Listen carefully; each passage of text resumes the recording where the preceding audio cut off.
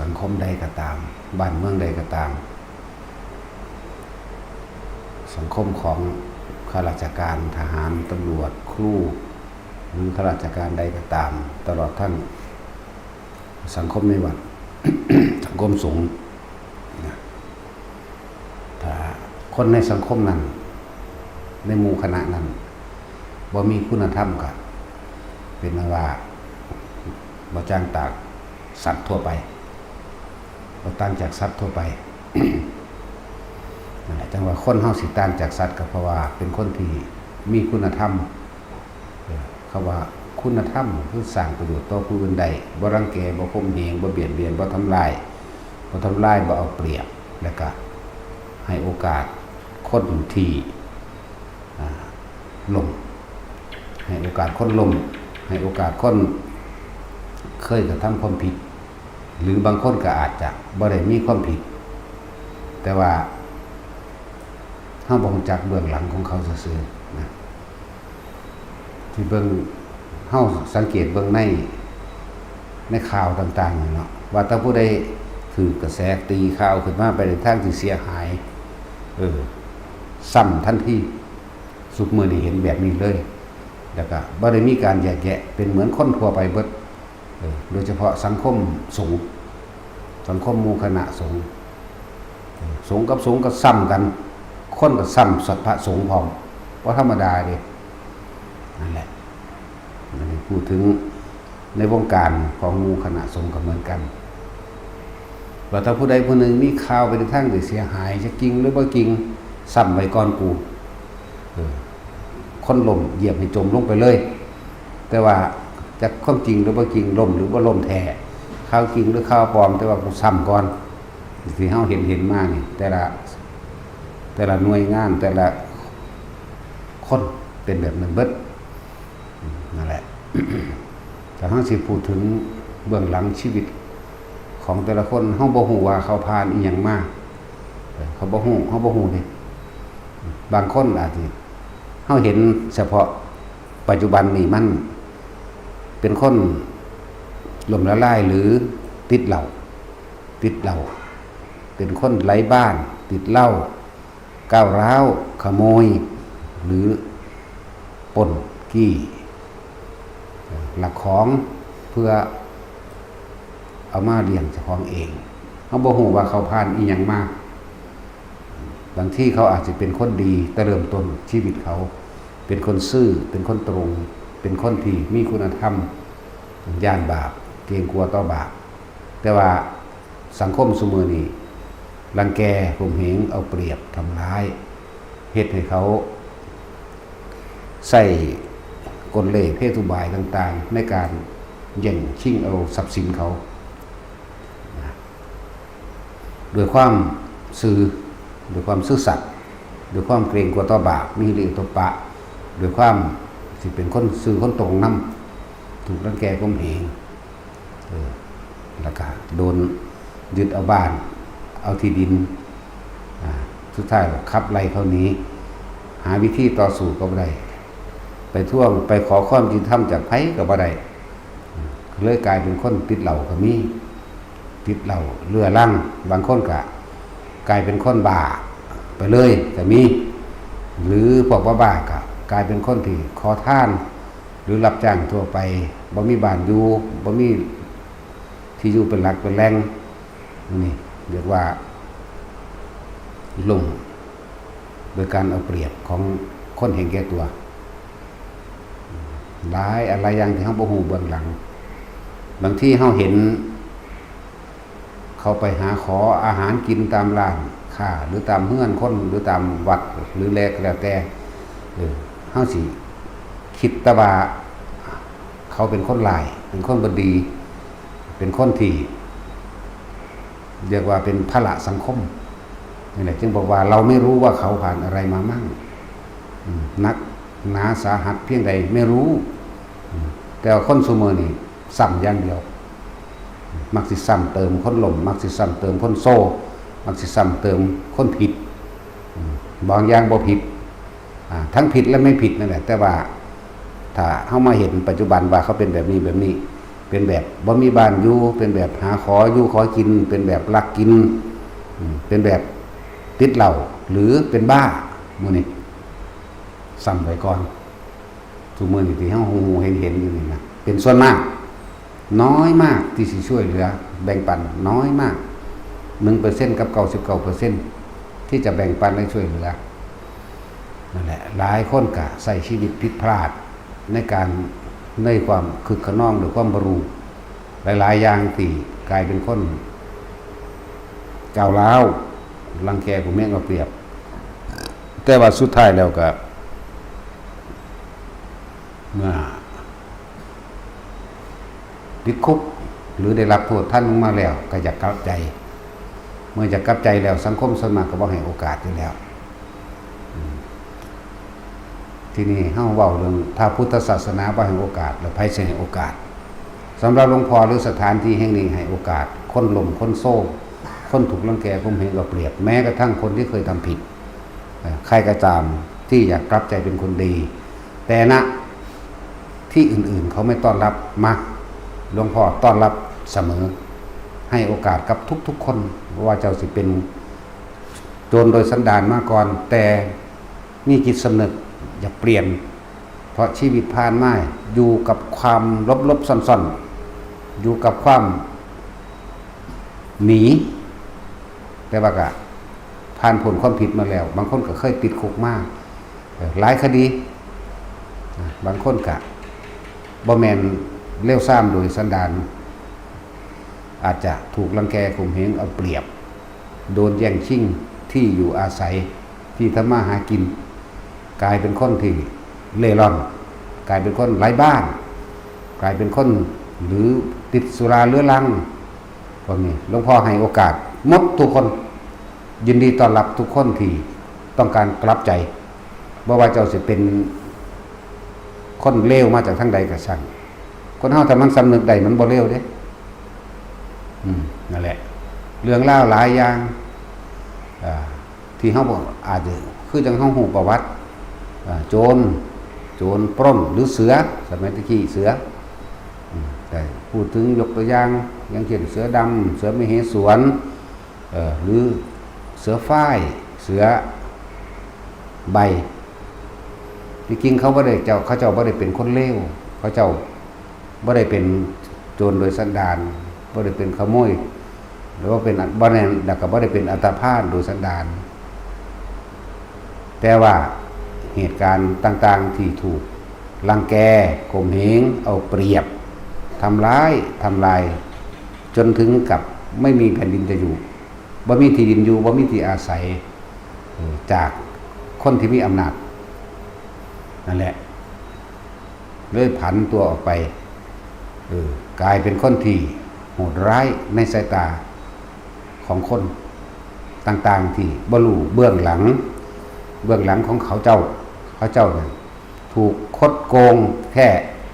ไปยืมเงินจริงแต่ว่าก็ใส่อยู่มาตลอดแต่ว่าโดยการคดโกงเอาเปรียบของคนที่มีอำนาจหรือด้วยกว่ายึดควายยึดบ้านยึดที่ดินยึดที่ทำกินฆ่าแม่ฆ่าน้องสาวหรือโดนรังแกข่มเหงหลายอย่างจนสุดท้ายแล้วก็แม้ที่ดินตัวเองที่เคยเติบโตมากบ่อาจสามารถเข้าไปอยู่ได้เขาจะผันตัวออกมากลายเป็นโจรปล้นนั่นแหละจังสี่ก็มีเด้เลือกกลายเป็นโจรเลือกกลายเป็นคนปล้นแต่คนพวกนี้มีจิตใต้สำนึกที่ดีปล้นคนรวยปล้นคนโกงคนรวยที่ไม่โกงก็ไม่ได้ปล้นหรอกแต่ก็ปล้นคนรวยที่โกงแล้วก็เอาไปแจกคนจนเพราะเขาเป็นคนจนมาก่อนแนวนี้ก็มีเห็นปะแต่ว่าซุมื้อนี้มันความรวดเร็วต่างๆในการสื่อสารตลอดทั้งการเดินทางมันเร็วอาจจะเฮ็ดแบบยากนะบางที่คนที่ถูกรังแกข่มเหงเอาเปรียบโดยบ่ได้เป็นโจรบ่ได้ถูกฆ่าบ่ได้ถูกหยังแต่ว่าด้วยกลเล่ห์ให้ตุบายซึ่งกันและกันกับความไว้เนื้อเชื่อใจโกงเอาบ้านเขาโกงเอาที่ดินเขาก็แต่ก็ขับไล่เขาออกจากบ้านขับไล่เขาออกจากที่ แล้วก็หาวิธีที่จะให้เขามีความผิดต่างๆนานาสารพัดโดยเขาบ่มีทางต่อสู้กะ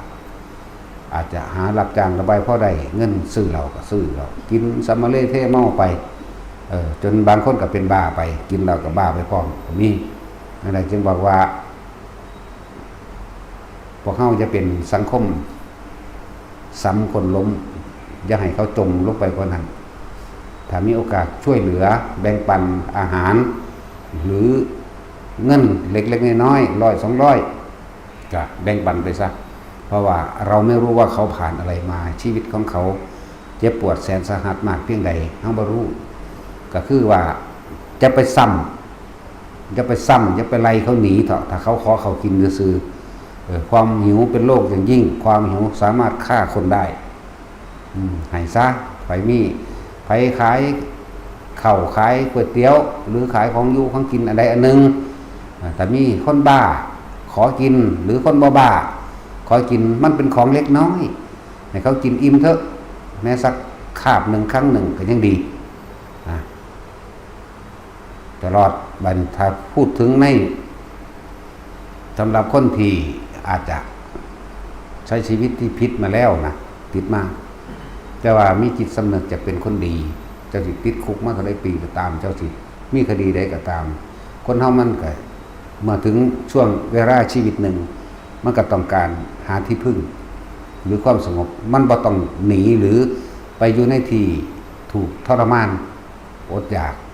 ขนาดนั้นนะจังว่าถ้าพุทธศาสนาบ่ให้โอกาสแล้วจักสังคมใดสิให้โอกาสนะสถานที่นี่หลวงพ่อนี่ให้โอกาสเบิดทุกคนบางที่เขาอาจจะดีมากๆก็ได้นะถ้าสมัยข้างพุทธกาลก็ยังมีอยู่ไหมยกตัวอย่างเพิ่นดังเพิ่นเด่นอยู่แล้วโจรองคุลิมานฆ่าคนมา1,000 กว่าพุทธเจ้าให้บวชนั่นคือการให้โอกาสนั่นบ่ตัวอย่างเฮาก็มีไหมตัวอย่างก็มีอยู่แล้วแล้วก็หลายๆคดีที่แล้วก็โจรที่หนีจากการถูกจับกุมทั้งทางการของทั้งกษัตริย์แต่สมัยตะกี้ก็มาเขานำติดตามมาพอดีเห็นเน้นพ่อเน้นสามเณรจึงเป็นที่พึ่งของพวกข้าพระเจ้าด้วยเถิดแล้วก็แอบไปลบอยู่อีกหม่องใดหม่องหนึ่งใกล้ๆกันนั่นแหละนี่โจรได้นี่โจรปล้นคนมากคักๆละนี่นั่นแหละแอบไปลบเพิ่นก็ยืนล่ออยู่หั่นแหละเกิดกังๆอยู่แล้วก็พวกโจรทั้งหลายก็ไปลบอีกหม่องหนึ่งใกล้ๆพวกทหารติดตามมาถามว่าพระคุณเจ้าพ่อเน้นเมื่อกี้นี่ท่านเห็นโจรวิ่งผ่านมาทางนี้หรือไม่ตอนแรกเพิ่นยืนอยู่หม่องเก่าเพิ่นเห็นอยู่เพิ่นก็แค่ขยับมาอีกก้าวหนึ่งแล้วก็ยืนนิ่งๆอาตมายืนอยู่ตรงนี้ไม่เห็นใครผ่านมาทางนี้เลยพระเจ้าให้โอกาสกันบักพวกทหารก็หนีแล่นออกไปทางไม้ไปติดตามโจรแล้วนั่นแหละสุดท้ายแล้วโจรมีจิตใต้สำนึกขึ้นมาว่าเฮานี่เลี้ยงชีพด้วยการปล้นกี้หรือฆ่าหรือขโมยทุกสิ่งทุกอย่างเราจะหนีอย่างนี้ตลอดชีวิตเหรอนี่โจรเขาปรึกษากันเมื่อปรึกษากันแล้วดังนั้นเราควรทำที่พึ่งของตนเองโดยเถิดก็ขอเอาพ่อเนรสามเณรนี่แหละเป็นที่พึ่งให้กับพวกข้าพเจ้าด้วยออกมาแล้วก็มาขอพ่อสามเณรจึงเป็นที่พึ่งให้กับพวกข้าพเจ้าด้วยเถิดเมื่อได้ที่พึ่งแล้วเพิ่นก็พาไปหาอุปชฌาย์เพิ่นโจร500นั่นก็บวชเบิดบรรลุอรหันต์เบิดได้ล่ะนี่แหละจังว่าพุทธศาสนาบ่ให้โอกาสหรอกไผสิให้โอกาสแต่ละคนนะบางคนก็ ถูกรังแกเอาเปรียบจริงๆบางคนก็ใส่ชีวิตแบบบ่รู้หยังจักสิ้นแต่ก็ทำลายทรัพย์สมบัติที่มารดาบิดาหาไว้ให้แต่ก็เกิดกลายเป็นคนติดเหล้าติดยาสุราเรื้อรังเป็นคนไร้บ้านเล่ร่อนนั่นนี่ไปไหลไปเรื่อยแต่ว่ามีจิตสำนึกในความอยากกลับตัวเอง ยินดีต้อนรับเสมอทุกคนมึงสิฆ่าคนมา100 คนพันคนแสนล้านคนมาแต่คนมันบ่คิดได้มันบ่กลับใจมันบ่มีสติดีแล้วมันจะมันก็บ่แม่นว่ามันสิเลวจนตายดอกเว้ยนั่นแหละว่าอย่าซ้ำเติมอย่าเหยียบย่ำคนลงให้เขาจมลงไปเลยหลายบางทีเขากลับขึ้นมาแทนที่บางคนก็ออกจากคุกมาที่ใส่ชีวิตผิดพลาดแล้วไปรับโทษท่านแล้วแต่จะเป็นคนดีบ่จากหนีบ่จากเข้าไปในแดนถูกทรมานอีกแล้วแต่ว่าสังคมคนภายนอกบ่ให้โอกาส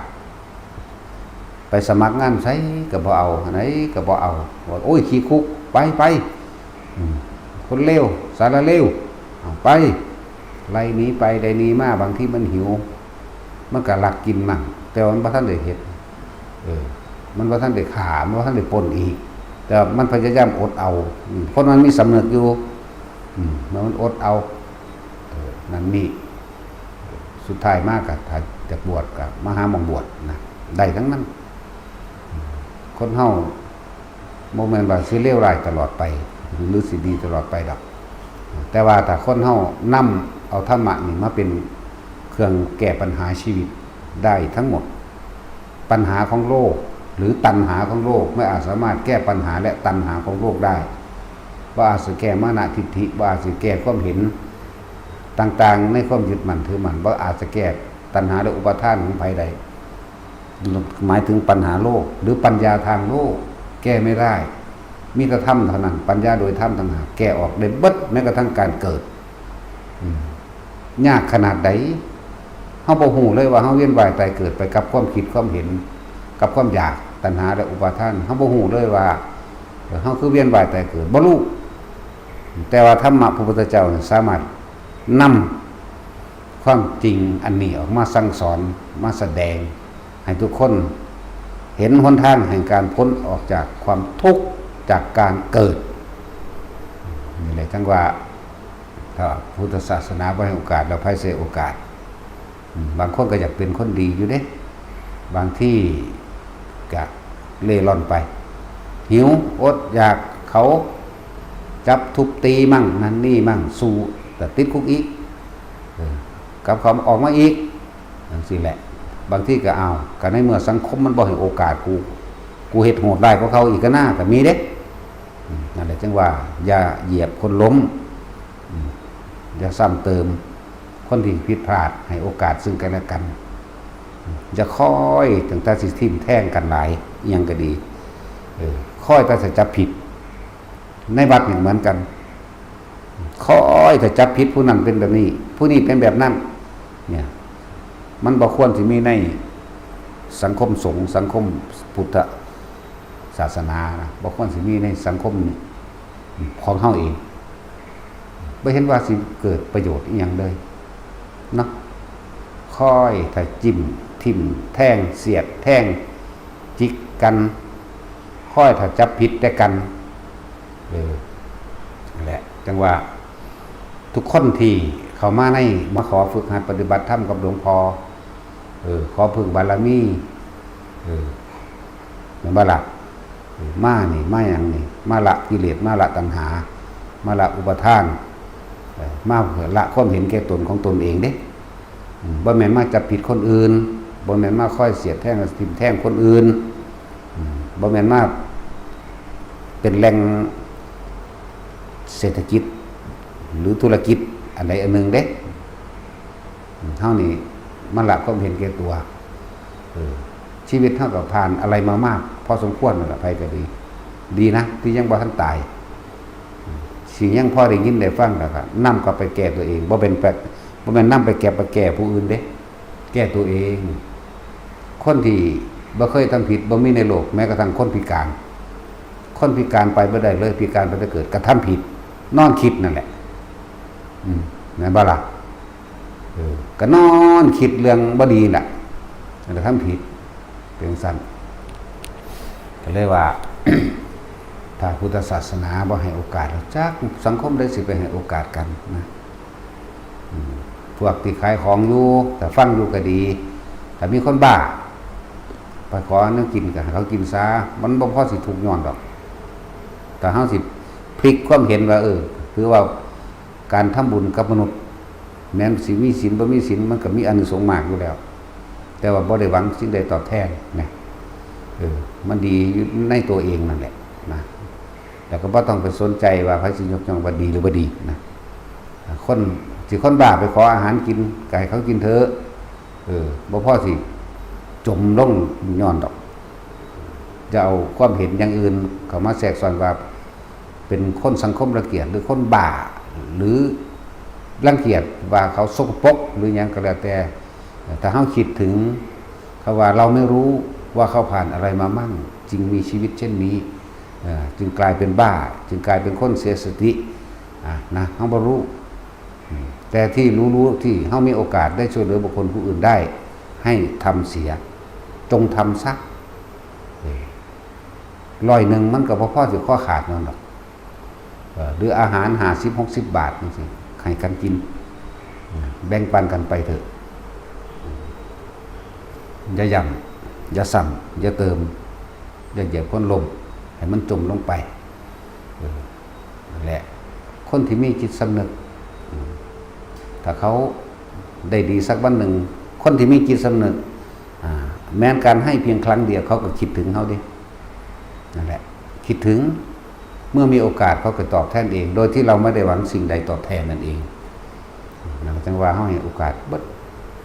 คนที่ได้หนีไผสิทิ่มแท่งหลวงพ่อเพียงใดก็ช่างหลวงพ่อซื่อๆอยู่บ่ระแคะระคายอีหยังเลยเหมือนเดิมอยู่ตรงกลางอยู่ตรงกลางเด็กเข้าใจคำว่ากลางปะคนย่องก็ยิ้มกับหัวไปซื่อๆแหละคนด่ากับหัวก็ยิ้มคือเก่าอยู่เนาะนั่นแหละในโอกาสทุกคนบางคนเข้ามาด้อยค่าตำหนินินทาสารพัดแล้วเขาก็ไปแต่เรายังอยู่ที่เดิมบางคนมาให้ค่ายกย่องสรรเสริญแล้วเขาก็ไปแต่เรายังอยู่ที่เดิมอยู่อย่างนี้อยู่เป็นกลางนั่นแหละธรรมะเขาเข้าใจแล้วคำว่าสัพเพธัมมานารังอภินิเวสายะมันเลยบ่สะเทือนอย่างใดสิ่งทั้งหลายทั้งปวงไม่ควรเข้าไปยึดมั่นถือมั่นแม้คำยกย่องสรรเสริญแม้คำกล่าวตู่ใส่ร้ายและนินทาไปต่างๆนาสารพัดเหมือนเดิมเป็นปกติบ่ได้ไหลไปนั่นแหละแม้ได้สิ่งใดมาหรือจะเสียสิ่งใดไปบ่มีคำว่ายึดมั่นถือมั่นแล้วไม่มีได้แล้วก็ไม่มีเสียไม่สิเป็นลาภกับเสื่อมลาภเพราะไม่มีความเข้าไปยึดเอาเลยบ่มีหยังเสียถ้าเฮาบ่ยึดสิ่งใดสิ่งหนึ่งแล้วเฮาก็ไม่มีอะไรที่ต้องสูญเสียนั่นแหละโลกธรรม8ทั้งตัวตรงกลางมันเถอะนั่นแล้วว่าหลายๆอย่างที่ตัวนี้แหละหลายคนจะดักสิพยายามบงการหลวงพ่อยิ่งอยู่นานยิ่งมานะทิฏฐิหลายก็มีมานะไปว่าใจทิฏฐิไปว่าความเห็นที่เก็บสะสมไว้ในใจเวลาเห็นว่าถูกใจเพิ่นกะเฮ้ยน่าเฮ็ดจังสั่นน่าเฮ็ดจังซี่เนาะหลายคนหลายอย่างเฮ็ดไปตามความคิดเห็นของเองเลยมานะทิฏฐิที่มันฝังไว้ในใจบางคนก็ว่าเปิดไฟติ่มไว้ในห้องน้ำหรือห้องนอนเปิดมือเปิดขึ้นพัดลม2 ตัวก็มีเครื่องซักผ้าก็มีใส่ไปโลดบ่เป็นหยังดอกเพิ่นบ่อึดเงินดอกนี่เห็นบ่ล่ะจังซั่นแหละใส่ไปโลดบ่เป็นหยังดอกเพิ่นบ่อึดเงินดอกฮู้บ่มันอึดหรือบ่อึดเนาะนั่นแหละบางทีก็ตำหนิหลวงพ่อหน้าสิจังสั่นนาสิจังสี่เด้บ่ฮู้บ่ว่าเจ้าของมาหยังเนาะเรามาทำอะไรที่นี่เด้อฟังไว้ดีๆเฮามาละความเห็นแก่ตัวเฮามาละความคิดเฮามาละความเห็นเฮามาละการสรุปในความผิดและความถูกเฮามาละความดีและความเลวเฮาอยู่ตรงกลางระหว่างดีกับเลวเฮาอยู่ตรงกลางระหว่างบุญกับบาปเฮาอยู่ตรงกลางระหว่างความเห็นคือบ่มีความเห็นจังซั่นหลายคนดอกอันที่เว้ามาเนี่ย คือหลวงพ่อเว้าเล่นๆเว้าหัวมันบ่เว้าเล่นเด้เว้าจริงๆเด้เสีย2ตัว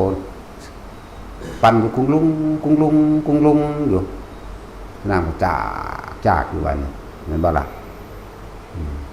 ก็เป็นผลดีอยู่เด้ที่หลวงพ่อเว้าเรื่องพากันประหยัดไฟนี่เด้อ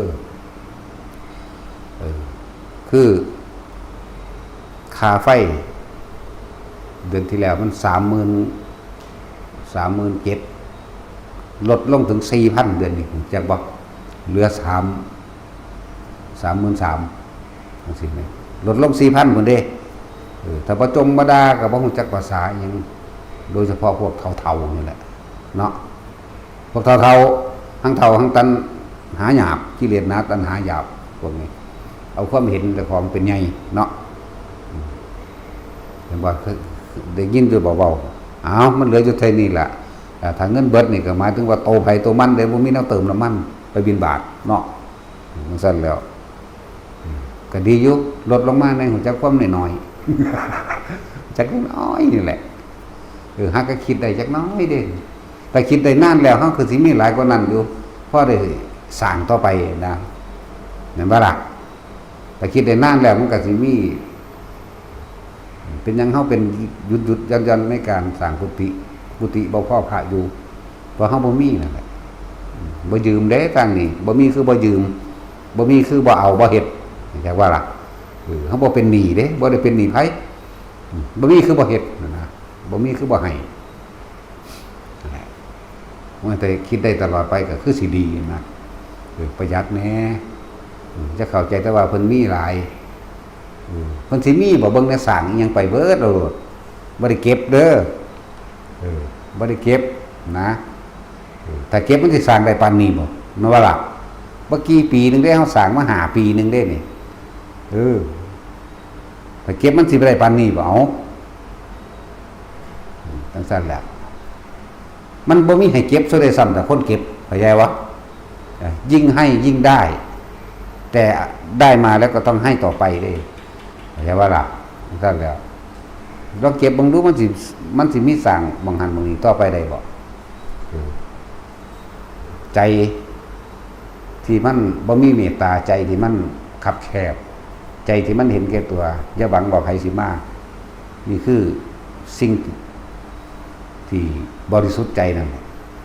สิ่งที่กระทำด้วยความบริสุทธิ์ใจด้วยว่าคืออะไรตอบแทนยิ่งมากอยากว่าล่ะเจ้าเบิ่งโลดเด้ออันแต่ละหม่องแต่ละทีนึงเทิงบ่ฝึกหัดปฏิบัติภาวนาเทิงเล็งหาแต่เงินก่อสร้างนั่นนี่พิมพ์ซ่องกันเต็มแต่ละปีแต่ละวัดจักแม่นอีหยังไปหาเหลี่ยไล่อยู่ว่าซั่นเนาะอยู่นี่บ่มีเหลี่ยไล่เด้แล้วแต่แล้วของบ่จักได้สร้างก็สร้างไปซื่อๆได้สั่งบ่ได้ว่าสิเอาไปใช้ได้นี่สั่งซื่อๆนี่แหละนั่นแหละจังว่ามันต่างกันอยู่ใจที่ยึดกับใจที่ปล่อยมันคนละอย่างกันเด้ยิ่งปล่อยก็ยิ่งมาได้พวกนี้ยิ่งให้ก็ยิ่งได้ถ้าเก็บมันจะสร้างได้บ่ถ้าเก็บก็บ่มีผู้ใดมาบริจาคให้เก็บเพราะอย่าลืมความบริสุทธิ์ใจภายในนี่เป็นสิ่งที่น่าอัศจรรย์เด้อัศจรรย์เด้มันสิเว้าไปจังได๋ก็สร้างถ้าใจมันบริสุทธิ์ก็เว้าเป้งปางไปธรรมดานั่นแหละแต่ว่าก็มาคือเก่านั่นแหละถ้าใจบ่บริสุทธิ์แล้วมีเล่ห์เหลี่ยมว่ากูสิเก็บเงินไว้เฮ็ดนั่นเฮ็ดนี่จังซั่นจังซี่โดยเฉพาะตนมันบ่มีคนบริจาคดอกมันทั้งมีอยู่ในหั่นแหละกลิ่นสินหอมทวนลมใจที่บริสุทธิ์ยังความสว่างครอบโลกจากว่าล่ะก็จังซั่นตัวใจที่บริสุทธิ์สิเป็นความสว่างกระจ่างแจ้งสิเป็นความใสอยู่ของมันครอบโลกธาตุไปเพราะว่าคนไกลย่อมนำมาพึ่งพาอาศัยธรรมมาเพื่อสิบริจาคทานอย่างก็ว่าไปคนบ่รู้แต่ว่าเทวดาเขารู้เด้ผีเขารู้เด้ พวกเปรตหิวโหยมาทั้งใดก็ช่างล่อจ้ออยู่เปรตนี่เป็นผู้อาศัยอาหารจากผู้อื่นแปลว่าผู้อาศัยอาหารจากผู้อื่น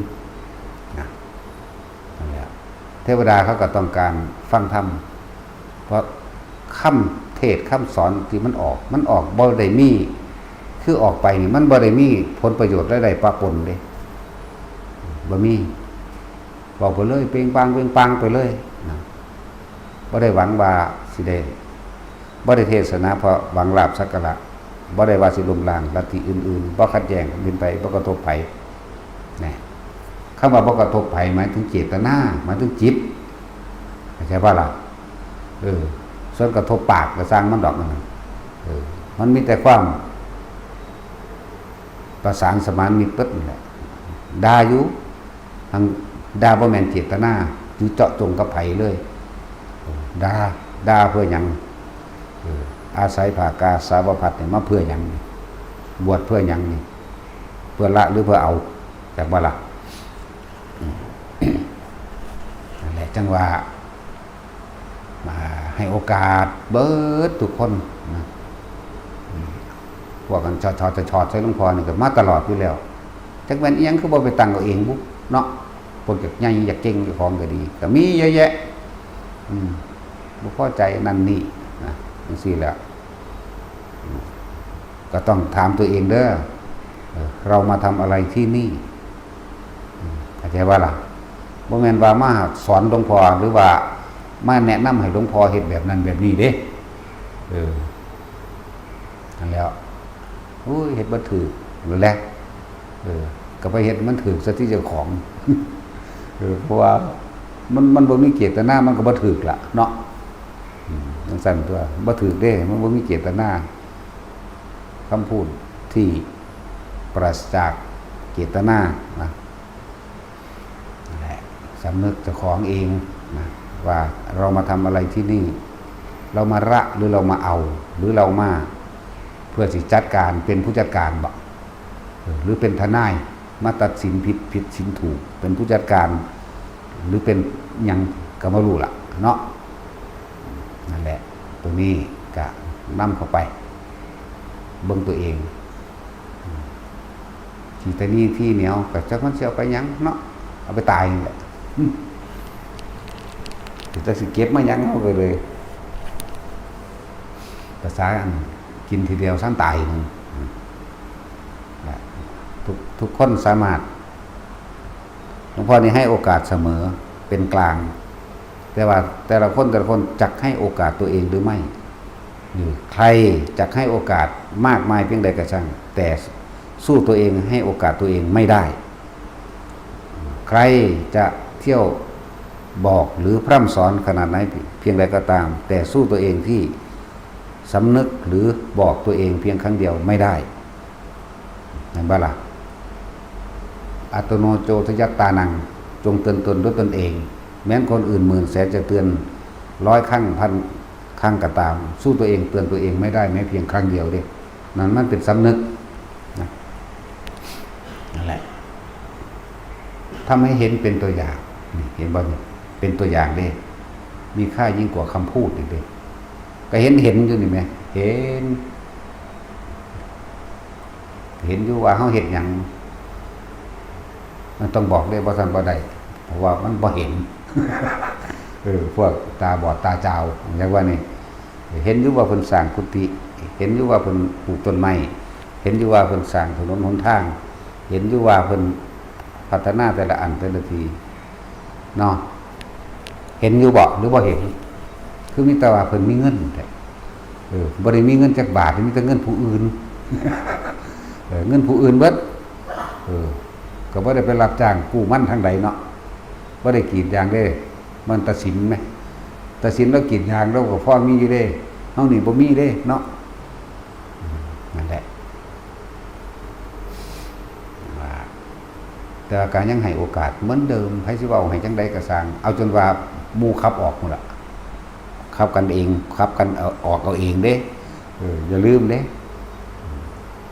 ถ้าผู้ใดสร้างความเดือดร้อนและเสียหายแก่ผู้อื่นในหมู่คณะหมู่พวก หลายคนเขาก็พิจารณาครับกันเองออกโดยเพราะว่าหลวงพ่อบ่ได้ไปคุกขี้นำจากบ่ล่ะถ้ากันว่ากันไปในหันแหละอยู่น้ำหมู่พวกบ่ได้ว่าเจ้าของดีผู้เดียวเนาะดีผู้เดียวก็อยู่ผู้เดียวพุ่นแหล้วเฮานี่หมู่ดีเฮาก็อยู่น้ำหมู่ใหญ่คือกันล่ะเนาะน่าจะสิแต่บ่ดีหมู่สิมาอยู่น้ำลายบ่แม่นบ่ล่ะนั่นแหละด่าเขาคือกันได้บ่ว่าด่าเด้หมู่พาเน้นนี่คือด่าเบิดเด้เขาก็คือบ่เครียดบ่คือบ่หนีบ่อยู่คือเก่ามาหลายกว่าเก่าอีกนั่นแหละใจที่บ่มีเจตนาเขารู้หน้าเขารับทราบนะเพื่อความรู้สึกของเฮาบ่เคยรังเกียจผู้ใดเลยบ่เคยรังเกียจใครเลยเด้จักมันเป็นอีหยังหามันเห็นรักตนเองอย่างไรรักผู้อื่นเช่นนั้นเห็นคนอื่นเป็นดุจดังแขนขาอวัยวะของตนเด้ทั้งนั้นแหละถ้าว่าเจ็บป่วยว่าโอ้ยเฝ้าบังคับเขาไปหาหมอโลดแต่ว่าเป็นนั่นเป็นนี่บังคับให้ไปบ่อยากให้เจ็บให้ปวดอยากว่าล่ะถ้าว่าภาวนาบ่ทันเป็นเท่าใดด่าด่าก็บ่ข้อหลุดออกได้ล่ะเนาะแต่สิสั่นแล้วด่าอยู่สัวซ้ำโอ้ยบักหามันก็อยู่นี่ด่าอยู่เด้เหมือนบ่ด่าเด้สั่นแล้วด่าเหมือนกันแต่ละคนละด่าเนาะคนละด่าเพราะว่าด่าคนไม่ด่าหมาบ่รู้เรื่องก็ด่าคนนี่แหละเว้ยเฮาคนตัวสั่นแล้วนั่นแหละแต่ละคนพวกเจ้าสิทะเยอทะยาน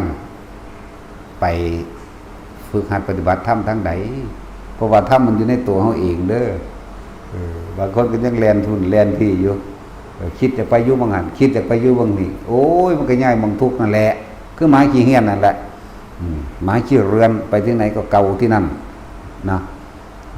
เก่าเด้แล้วก็เฮาแต่ว่ามันไม่เคยเห่าตัวมันเองแล้วก็มันก็บ่ได้รู้สำนึกในตัวมันเองเลยนั่นแหละสิ่งทั้งหลายทั้งปวงธรรมทั้งหลายก็อยู่ในเฮานี้แต่เฮาจับจุดใดเวลาใดก็ช่างที่ท่านย้ายความคิดและความรู้สึกออกจากกายจะว่าย้ายคือคิดถึงสิ่งอื่นเองเวลานั่นน่ะท่านแค่เพียงแค่ย้ายที่ทุกข์ย้ายภพที่เกิดใหม่จะหนีออกจากกายหนีออกจากกายเมื่อไหร่ก็ย้ายที่ทุกข์เมื่อนั้นมันก็มาขี้เหือนนั่นแหละมันก็เก่าอยู่หั่นแต่ว่ามันก็ตำหนิไปตำหนิศาลาหลังนั้นตำหนิข้างโอ่งน้ำแอ่งน้ำหรือห้องน้ำของมันไปนอนเก่า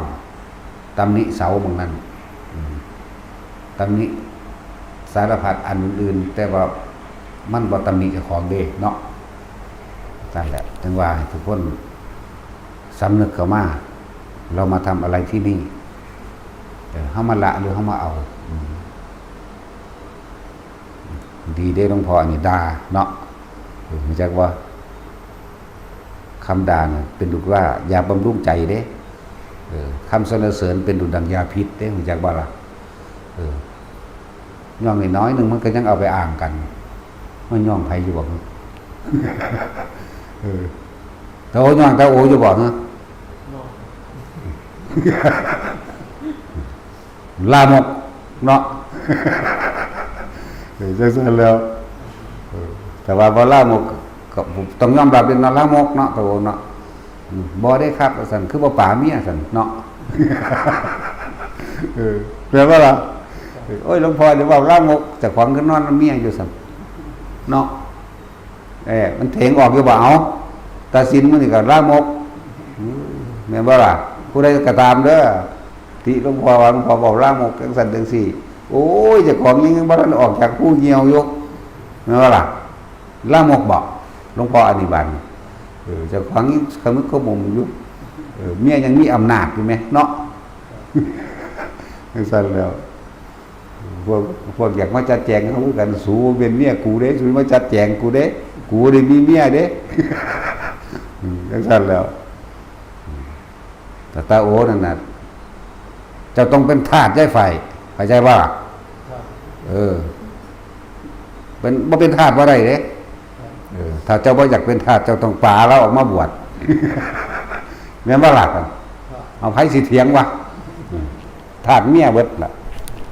แต่ว่าเป็นก็หนีมาบวชมันตัวนี่สั่นแล้วตัดสินมันนั่นแหละเห็นว่าตัดสินทาสฮิปโปสิสิตมใส่มันรถนั่นแหละ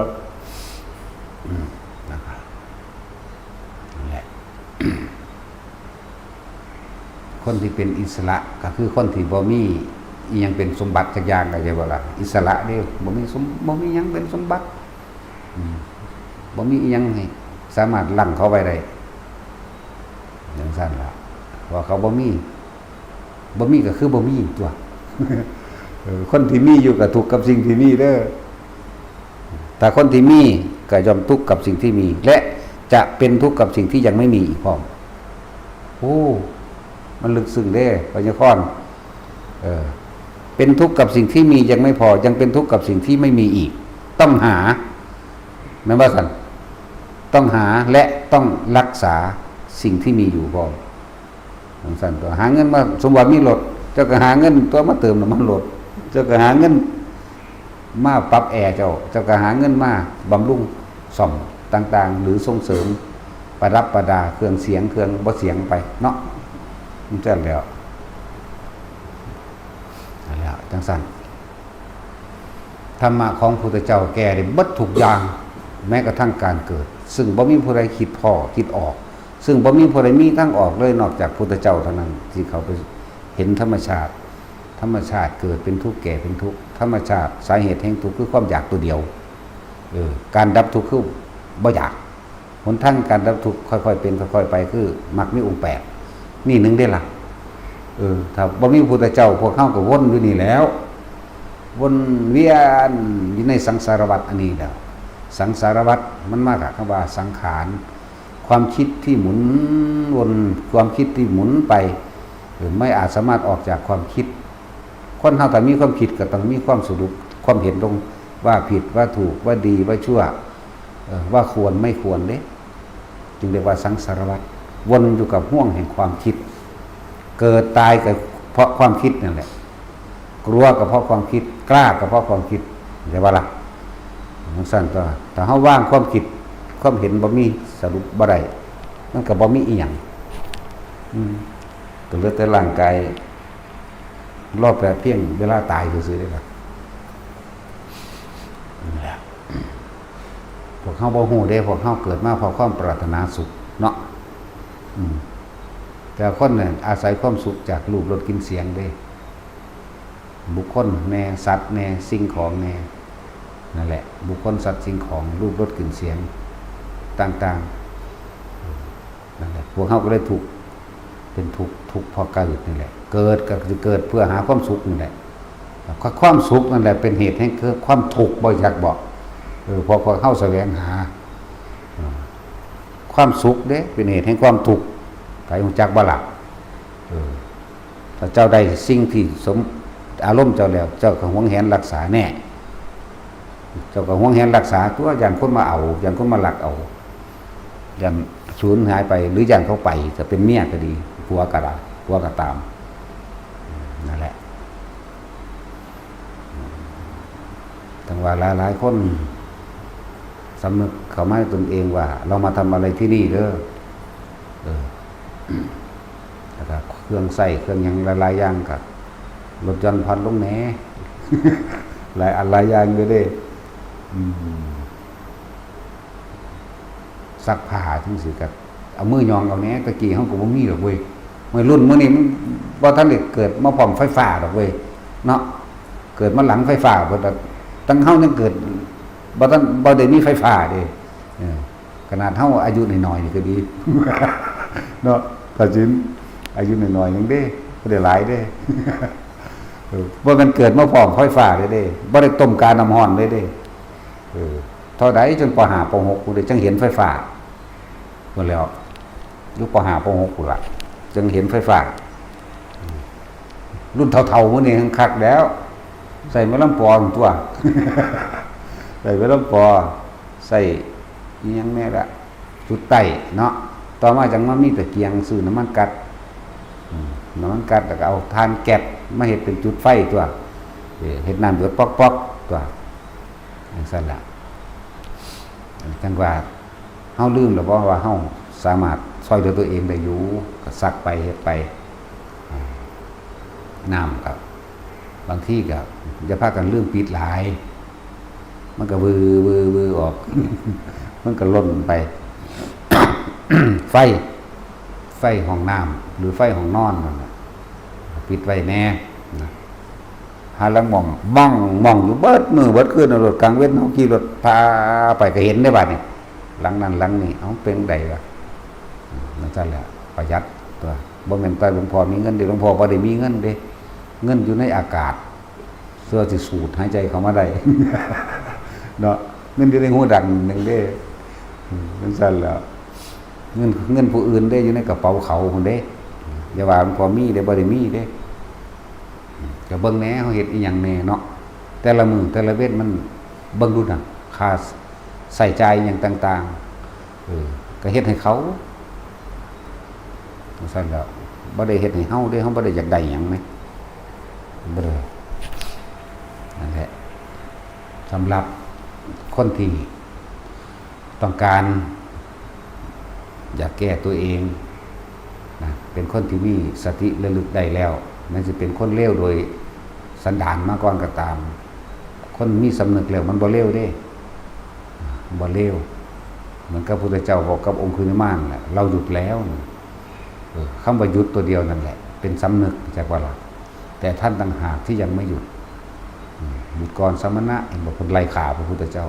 พระพุทธเจ้าทั้งยางอยู่บัดนี้เราหยุดแล้วแต่ท่านนั่นแหละยังไม่ได้หยุดมีความสงสัยเห็นว่าสติเริ่มมากสติเริ่มตรวจสอบระลึกนึกถึงว่าผิดชอบชั่วดีเราเด้มีความสงสัยเดี๋ยวก่อนสมณะขึ้นชื่อว่าท่านหยุดอย่างไรเรายังไม่หยุดอย่างไรทั้งที่ท่านเดินอยู่แต่เราเป็นคนหยุดเรียกร้องให้ท่านหยุดเราหยุดแล้วจากการเบียดเบียนทำร้ายให้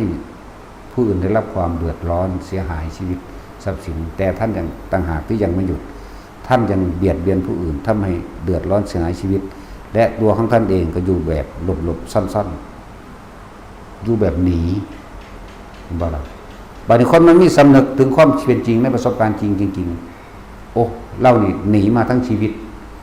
ขนาดว่าเก่งกล้าสามารถผู้ใดก็ย่านไปเบิดหวาดกลัวไปเบิดในสื่อเสียงแห่งองคุลิมานแต่ว่าความจริงขององคุลิมานหลบซ่อนๆกินอยู่อย่างลำบากนั่นมันเพิ่นสำนึกเข้ามาในตนเองว่ามันแม่นของเพิ่นเองนั่นแล้วจังมีสติระลึกได้แล้วเพิ่บกับพุทธเจ้าหยุดบัดจังย่างไปหาได้ฟาดดาบทิ่มลงหิวตัวเข้าไปกราบแทบหลังพระบาทพุทธเจ้านั่นแหละจะได้ขนาดโจรขาคนหลายๆเนาะมันก็ยังสำนึกได้พวกโจรเสมอหรือว่าบ่ได้ขาถึงพันดอกเขาขาตายก่อน มันบ่ได้ปานนั้นดอกยังเก่งกันสิติดยาติดเหล้าลักของบ่ปานใดดอกแล้วคนที่มีคดีหลายๆอย่างน้ำเฮาก็มีเด้แล้วก็กลายเป็นพระดีแล้วก็มีเด้สิบอกให้เด้อกลายเป็นพระได้นะคนที่ติดเหล้าติดยามาก่อนเฮาก็บ่ฮู้สาเหตุในการติดเหล้าติดยาแต่ว่าเฮาให้โอกาสแต่ละคนได้ตักเตือนทุกคนไว้ว่าชีวิตนั่นน่ะเราไม่รู้ว่าเขาผ่านอะไรมาควรให้โอกาสซึ่งกันและกันนะตะกี้เขาอาจจะบ่ติดเขาอาจจะผิดหวังจากการงานผิดหวังจากหลายอย่างบ่มีที่พึ่งนะก็คือก็เลยต้องไปพึ่งเราอาจจะเสียเวลาไปโดนเติบนานดูแต่ว่าก็จิตใต้สำนึกมันผุดขึ้นมาความดีเฮาบ่เคยมีเลยอยากเป็นคนดีอยู่บางคนก็ถูกไล่ออกจากราชการโดยบ่มีความผิดก็มีบางคนค่ะถูกคดโกงขี้ดินเพราะความซื่อสัตย์บ่ได้เป็นคนเลวดอกว่าจะไปปล้นจี้ฆ่าไว้ดอก แต่ว่าก็จำเป็นต้องเฮ็ดจังซี่ก็มีเมื่อสำนึกได้แล้วก็ควรให้โอกาสกันผู้ใดที่ขายของอยู่คนบ้าหรือคนบ้าก็สร้างต่อแต่เขาขอกินไก่เขาโลดบ่เฮ็ดให้เฮาทุกข์นั่นดอกมีแต่เฮ็ดให้เฮารวยซ้ำด้วยน้ำใจนะด้วยมิตรพร้อมได้มิตรพร้อมแล้วแต่เขาสิปนเขาก็ปนเลยหมดแล้วเขาบ่มาขอกินก่อนดอกเว้ยแต่สังคมบีบเกินหลายกลายเป็นคนหลายจริงๆเลยก็มีเด้เนาะตักเตือนให้โอกาสกันตัวหลายอย่าง ผู้หญิงบางคนก็อกหักผิดหวังจากผัวถูกทุบตีทำร้ายแต่ก็มีลูกติดบ่อยากไปเฮ็ดอาชีพที่บ่ดีดอกบ่อยากเป็นดอกแต่ว่าความหิวและอนาคตลูกอาจบีบบังคับให้เป็นกลายเป็นคนที่ถูกรังเกียจกลายเป็นคนเสิร์ฟเหล้ากลายเป็นคนกินเหล้าซ้ำเติมลงไปอีกหลายอย่างหรือสุดท้ายแล้วก็บ่อาจสามารถเก็บเงินได้เพื่ออนาคตลูกอันที่จะเล่ร่อนไปเป็นเหมือนบ่าเหมือนยังไปจังซี่แหละแต่สังคมให้โอกาสตอนที่เขาบ่ทันบ่าหรือตอนที่เขายังหาที่พึ่งอยู่นั่นก็อาจจะบ่บ่าก็ได้นะหลายอย่างจะเฮาก็ให้โอกาสมาหลายให้โอกาสมาตลอดเลยให้จนว่าชินเลยเกิดกลายเป็นสันดานดิบบ่ปรับปรุงตนเองก็มีถ้าลักษณะนั้นเฮาก็บ่ให้โอกาสบางคนได้โอกาสเป็นร้อยๆครั้งมันดีบ่ธรรมดาเด้เอาไปมาสิฆ่ากูซ้ำก็หนีไปเองก็มีจังซั่นแหละอีกอย่างนึงไผก็สร้างสิไปอยู่ในสถานที่แห่งใดอย่าไปดูถูกอย่าไปประมาทอย่าไปพยายามที่สิดึงคนอื่นมาฟังเจ้าของเพื่อให้มีความเห็นร่วมตนเองว่าเจ้าของดีกว่าเพิ่นดีกว่าเขาดีกว่าผู้เพิ่นสร้างสถานที่นั้นซึ่งเฮาก็เจอมาแล้วนะนั่นแหละเฮาก็เจอมาแล้วแนว1 2 3รายแล้วจังซั่นมาขออาศัยเพิ่นบวชอยู่นำเพิ่นไปว่ามาเฮ็ดนั่นเฮ็ดนี่แน่จักหน่อยก็อ้างว่าเจ้าของดีอ้างว่าเจ้าของเก่งอ้างหลายอย่างแล้วก็เริ่มดึงให้มาฟังเจ้าของเองเพื่อสิขับไล่ผู้เป็นอาจารย์ก็มีเด้บ่ธรรมดาดิเฮานี่แหละเจอก็เลยเพียงสั้นแล้วเพื่อสิขับไล่เพื่อสิฟังคนเจ้าของมันอยากยึดอำนาจมันยึดบ่ได้ดอกเพอเฮาบ่มีอำนาจจังว่าล่ะมีแต่ใจแบบบ่มีใจมีแต่ความบริสุทธิ์ใจนั่นแหละ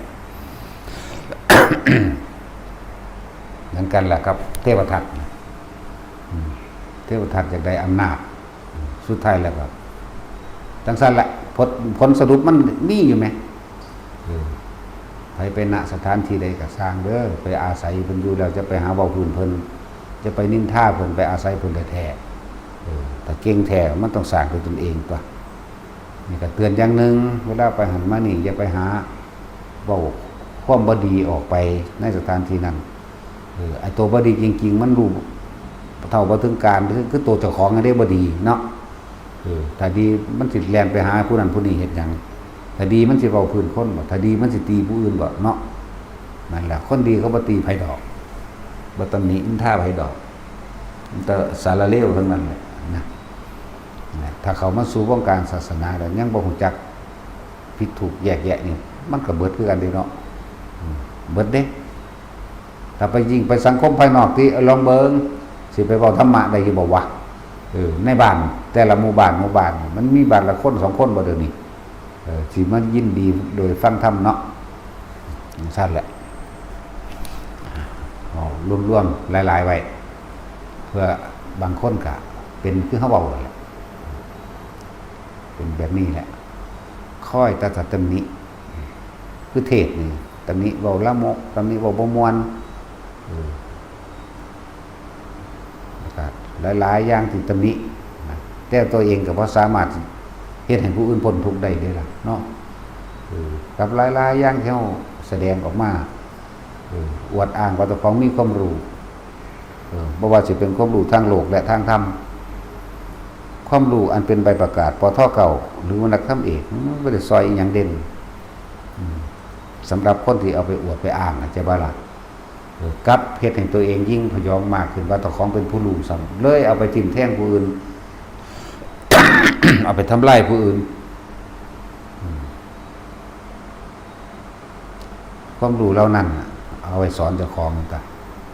เฮ็ดตามความรู้จำมาได้หรือยังสิ่งเหล่านั้นว่าตั้งแต่ทองจำได้มันก็ได้ที่หนึ่งท่านแหละว่าตั้งทองจำได้แต่ว่าตัวเองจบมาแล้วได้ทำให้ผู้อื่นอยู่ดีกินดีหรือไม่ได้ทำให้ผู้อื่นพ้นทุกข์หรือไม่ละกิเลสตัณหาให้แก่ใครได้มั่งนี่ต่างหากเบิ่งซะแล้วบ่ความรู้ทั้งโลกก็เหมือนกันบางคนก็เว้าแบบยิงๆได้ว่าจบปตรีมั่งปโทมั่งปเอกมั่งว่าดิจากยิงๆในใจเจ้าของนั่นล่ะไผก็ดีความรู้เหล่านั้นสามารถทำให้ผู้อื่นอยู่ดีกินดีหรือไม่สามารถทำให้ผู้อื่นพ้นออกจากทุกข์หรือไม่นี่ต่างหากนั่นแหละแต่ว่าความเห็นของคนเนาะมันกับเข้าใจว่าเจ้าของดีของเด่นพวกบ่มีความรู้แต่ว่าเขาหาอยู่หากินโดยลำพังตัวเขาเองรอดได้เลี้ยงลูกจนใหญ่นะบ่ไปดูถูกไผหาอยู่หากินเฉพาะครอบครัวตัวเองนี่ดีกว่าพวกมีความรู้แต่ว่าไปดูถูกคนอื่นเด้เห็นบ่สำนึกสำเนียกเข้ามาที่เฮาเห็นเวลามักออกได้ข่าวอันพระเมาเหล้าพระดังเลิศดังแม่มึงบอกกูก็บ่ฮู้จักเด็ดพิษจังสั่นพิษจังสี่เด้บัดนี้สังคมเห็นบ่นี่สังคมนี่ชอบเหยียบคนล้มให้จมตีนไปเลยเด้บ่ได้มีอิหยังล่ะในการว่าเฮาบ่แม่นเขาเฮาบ่รู้จักเขาเรื่องจริงหรือบ่จริงบ่รู้จังว่าเฮาเตือนพวกเฮาเองไว้ตลอดอย่าไปคอมเมนต์เด็ดขาดอย่าไปแสดงความเห็นเด็ดขาดเวลาเขาเป็นเฮาบ่ฮู้ว่าเขาจริงหรือบ่จริงถ้าแม่นมันจริงก็เฮ็ดอิหยังกับเขาได้เฮ็ดให้เขาพ้นทุกข์ได้อยู่บ่ถ้าแม่นมันบ่จริงก็เหมือนกันเฮ็ดให้เขาพ้นทุกข์อยู่บ่เฮ็ดให้เขาดีขึ้นหรือเจ้าของดีขึ้นบ่เรียนจบปทนั่นปทนี้แล้วตัวเองพ้นทุกข์หรือยังตัวเองเป็นอรหันต์เลยบ่บางบักมันบ่ได้บอกสั่นทำเด้บ่มีแล้วพระอรหันต์ว่าจบปริญญาจบปหยังป6ป7นั่นเด้อันปเรียนได้ปนี่เสือกเว้าได้จังใดบางพวกบวชอยู่ว่าบ่มีดอกพระอรหันต์บ่มีดอกนิพพานก็มีเด้จังซั่นแล้วกันก็บ่มีสำหรับผู้เว้าแล้วเนาะผู้ใดเว้าวางซั่นก็บ่มีสำหรับผู้นั้นเจ้าของบ่ฝึกหัดบ่ปฏิบัติทำแท้หรือลดแห่งธรรมต่างๆก็อาศัยความเพียรความพยายามของตัวเองการฝึกหัดตัวเองการเข้าไปรู้เห็นและสัมผัสเด้นี่เพิ่งหากได้ทำแท้ประสบการณ์พระพุทธเจ้าได้เพิ่นเขียนไว้ประสบการณ์พระสงฆ์ได้ที่เพิ่นบันทึกไว้ประสบการณ์เพิ่นเองได้นั่นบัดนี้เฮากันเอามายึดมาหยังยึดมาไว้ถ้าตรวจสอบผู้อื่นแต่ไม่ได้ตรวจสอบจิตใจตัวเองไม่ได้ตรวจสอบความรู้สึกตัวเองเด้เอาไปตรวจสอบผู้อื่นแล้วก็อ้างว่าแต่ของกูก็เคยบวชเหมือนกันจบปท6มั่งจบนักธรรมเอกมั่งสอนภิกษุสามเณรมั่งแต่ว่าแต่ของคันบ่บวชมันเบามันก็ดีเนาะบ่บวชสอนก็สอนไปโลดอันถ้าว่าเป็นจังซั่นเนาะแล้วก็ถามตัวเองเบิ่งแม่เด้อจบแล้วทำให้ผู้อื่นพ้นทุกข์ได้หรือไม่ตัวเองจบพอเท่าถ้าได้ก็สร้างพอเท่าเก่ามันก็ตามจบนักธรรมเอกตัวเองพ้นหรือยังแล้วทำให้คนอื่นพ้นหรือยังไหนประโยชน์ที่ตัวเองจบนั่นแล้ว นี่แหละเว้าสำนึกสำเนียกไว้หลายอันคือคนหลงเข้าไปในยศถาบรรดาศักดิ์ทหารตำรวจก็คือกันมองคนอื่นเป็นเหยื่อไปเลยบัดมองคนอื่นต่ำไปเลยก็มีเด้ตำรวจหรือข้าราชการต่างๆมองคนอื่นต่ำเด้พวกมีหน้าที่จับหรือนั่นนี่นะ ก็มองว่าเขาเป็นเหยื่อไปเลยเด้ว่าธรรมดาเด้เป็นเหยื่อจริงๆเด้เขาสิรู้สึกว่าสูงใหญ่มีอำนาจอันนั้นผิดบ่นี่นี่ผิดบ่นี่ตั้งแต่กี้เฮาเข้าใจว่าพวกทหารตำรวจเป็นที่พึ่งได้แต่ว่าถ้าเห็นเขารู้สึกอบอุ่นใจโลดเนาะบาดของแท้แล้วโนแมนฮิแมงเลยบาดนี่ว่าแต่สินว่าแต่เหลือเห็นมาหยังเนาะบาดนี่จับกูเรื่องใดเนาะบาดนี่โลดขนาดบ่มีความผิดหยังเด้นี่ย่านไว้แล้วแม่นบ่มันก็เป็นสันอีหลีมั้ยมาฮอดมันคู่ซะก่อนเด้นั่นแล้วมันขู่เฮาก่อนรู้ดินั่นแหละมันเห็นผู้อื่นเป็นเหยื่อไปแล้วนะซุมื้อนี่โอ้น่ากลัวน่าเกลียดน่าขยักขยงยังมาดๆเลยบ้านนี้ไงภาษาอาชีพดูเขาอีหาอาชีพนี่เลี้ยงลูกเลี้ยงเมียซื่อๆบ่ได้มีประโยชน์สิบอกให้อาชีพสู่ฟังดีๆได้นั่นคืออาชีพอาชีพเลี้ยงตัวเองแล้วครอบครัวซื่อๆสู่บ่ได้ให้เป็นคนเสียสละเด้อลองประจานเบิ่งรู้ท่านไผเป็นกันล่ะเนาะตัดสินเจ้าเป็นบ่ให้เจ้ายศพันจัตวาพ้นจัตวาก็ได้แต่ว่าบ่มีเงินเดือนว่าหาแต่พ้นเอกว่าเอาพ้นแมงไงก็หมู่โลดพ้นจัตวาเลยแต่ว่าบ่มีเงินเดือนเฮ็ดอยู่บ่ล่ะแล้วชาติคู่ก็เหมือนกันทหารเหมือนกันตำรวจเหมือนกันข้าราชการใดก็หิแมงคือกันเบิดนั่นแหละแต่บ่มีเงินจ้างมันสิเป็นบ่แม่นบ่ล่ะเมื่อเป็นไปแล้วก็เยอะยิ่งบัดนี้มองผู้อื่นเป็นเหยื่อพวกเฮาเป็นเหยื่อเบิดแล้วจักว่าล่ะนั่นแหละแต่ว่าจะลืมว่าบาปกรรมทั้งหลายตกแก่การกระทำทางของตัวเองเบิดบ่ตกก่อผู้อื่นเลยคือว่าล่ะว่าถ้ามันเสื่อเรื่องบาปเรื่องบุญมันสิเฮ็ดบ่เนาะเขาคือกล้าคนถามเขาคือกล้าเอ้ามันก็กล้าตัวมันบ่ได้เสื่อแบมันสั่นตัวจริงๆเด้ยกไล่ทะแล่มาเล่งนั่นเล่งนี่หาแนวเอาโลดตำรวจได้อีแมงโลดเนาะมันเป็นสั่นอีหลีเป็นสั่นอีหลีเด้พวกถ้าเฮาเจอมานี่มันมีแต่แบบนั้นแหมกูขับรถ40นึงตะกี้ก็เลยขับรถบาดเสียวพะนะเสียวหีแมงกูขับรถ40นึงใครตัวมันตูดมาได้อยู่ขับรถบาดเสียวเอาขับ40นึงเร่งไปอีกได้บัดนี้นี่บังทัศนียภาพในการมองเห็นเหมือนกันมันหยังนอกดิฝุ่นติดกระจกน้อยๆโอ้ยอยู่แต่อย่างหัวตัวมันสั่นแหละทุกคนเป็นเหยื่อเขาเบิดพวกจราจรยิงอันประเภทสลามไล่เอาเลยเด้ดีบ่ดีมันเอายาบ้ายาเบอร์ยังไปหยัดใส่พร้อมแล้วคู่เอาเงินอีกเนาะไม่บ่มีใครกล้าเว้าได้นี่ย่านเขาย่านหนีแมงด้วยภาษาคนสัวคนเร็วปานนั้นเนาะเขาเรียกว่าหยังบ่คนพาลหรือโจรพาล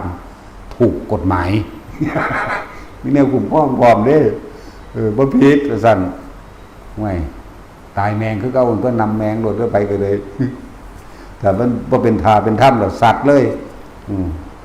กฎหมายบ่ได้ควบคุมความตายได้ดอกกฎหมายบ่สามารถควบคุมความตายได้หมอรักษาความเจ็บไข้ได้ป่วยแล้วตายไม่ได้รักษาความตายไม่ได้นักกฎหมายไม่อาจสามารถออกกฎหมายห้ามตายได้นักวิทยาศาสตร์บ่อาจสามารถสร้างเครื่องมือกันตายได้เห็นบ่มีแต่สร้างอันนี้มันตายไว้ซ้ำโอ้ยสิดีหาโคตรพ่อโคตรแม่มึงบ่เนาะสร้างอาวุธสารเคมีต่างๆสรวจนิวเคลียร์พวกน่ะมันคือบ่สร้างแนวกันตายซ้ำคน20ปีนี่เนาะพวกนักวิทยาศาสตร์เอาสร้างแนวโอ้สตาร์ฟไว้มันแค่20ปีบ่แม่นสตาร์ฟตายเด้สู่อยู่ซ้ำนี่แหละก็บ่ให้ตายพร้อมมั้ยมันคือบ่สร้างหาแมงบ่แต่แนวฆ่ากันนั่นเนาะตำรวจก็คือกันสู้คือบ่จับความตายเอาไว้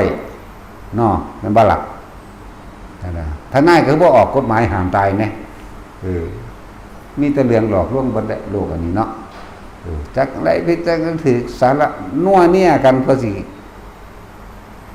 เห็นคนอื่นเป็นเหยื่อทั้งหมดนั่นแหละไปก็ดีเป็นเหยื่อ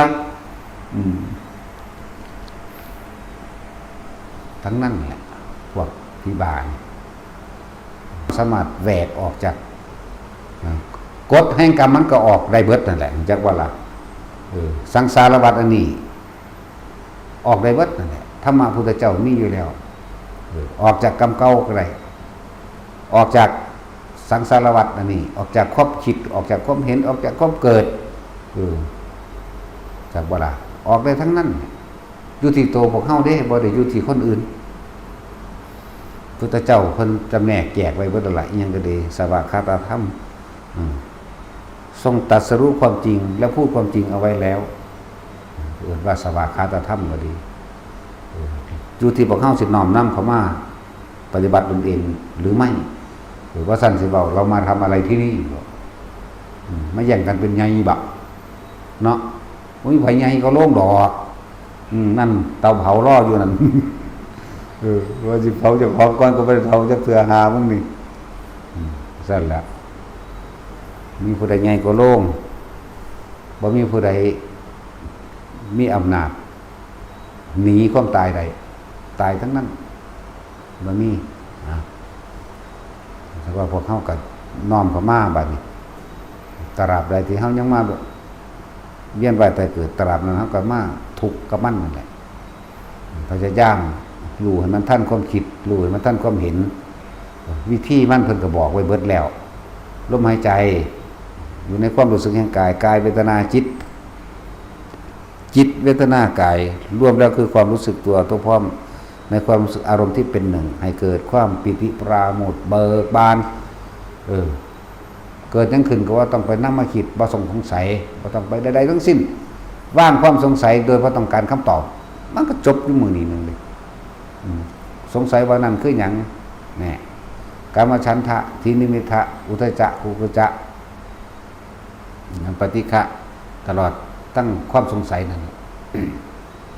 แต่ว่ามีความสงสัยใครอยากได้คำตอบอะไรแม้นสิ่งใดสิ่งหนึ่งจะเกิดขึ้นก็มันก็เกิดมันก็ดับของมันเองสิแม้ทำความปิติปราโมทย์เบิกบานเกิดขึ้นอยู่กับความรู้สึกในกายเจ้าของเองนั่นแหละกายเวทนาจิตเวทนากายแล้วท่านจะพ้นจากธรรมทั้งปวงเองดอกกายเวทนาจิตธรรมคือสิ่งทั้งหลายทั้งปวงแต่เฮาบ่ไปใส่ความคิดแต่เฮาบ่ไปลงความเห็นบ่ไปสรุปอย่างจบไม่มีผิดไม่มีถูกไม่มีบุญไม่มีบาปไม่มีขาวไม่มีดำไม่ไปไม่มาพร้อมบ่ไปหาอนาคตบ่กลับมาหาอดีตถ้าบ่มีอดีตอนาคตก็บ่เกิดแล้วลมหายใจตัวเองแล้วเด้อเฮ็ดได้ตลอดการทุกเมื่อบ่ได้เลือกการเวลาบ่ได้เลือกท่าบ่ได้เกี่ยวกับท่านั่งบ่ได้เกี่ยวกับท่าใดๆทั้งสิ้นทำได้ตลอดทุกคนถ้าเกิดมาบ่เคยรู้จักได้ว่าเจ้าของหายใจไผสิเถียงบ่รู้จักทั้งที่หายใจทั้งมือเกิดธรรมะพุทธเจ้าเท่านั้นที่บอกให้เฮาฮู้ลมหายใจได้แม่นบ่ล่ะคนกินข้าวก็บ่อยู่กับเขาตะกี้ตอนนี้พอมีแน่เพราะว่าเอาธรรมเขามาจับกินข้าวยัดใส่ปากความคิดไปทำการไปทำงานไปหาผู้นั้นไปหาผู้นี้เดินว่าบ่อยู่กับตัวเองบ่อยู่ในกายอยู่ในเวทนาอยู่ในจิตกายเวทนากายจิตรวมในความรู้สึกอันเป็นหนึ่งนี่บ่รู้บ่อยู่มันมีแต่ไปหาผู้อื่นถ้าบ่น้อมเขามาแท้ๆมันบ่ฮู้จักได้ว่าเจ้าของหายใจเนาะมันบ่ล่ะบ่ฮู้จักถ้าพระพุทธเจ้าบ่บอกนั่นแล้ว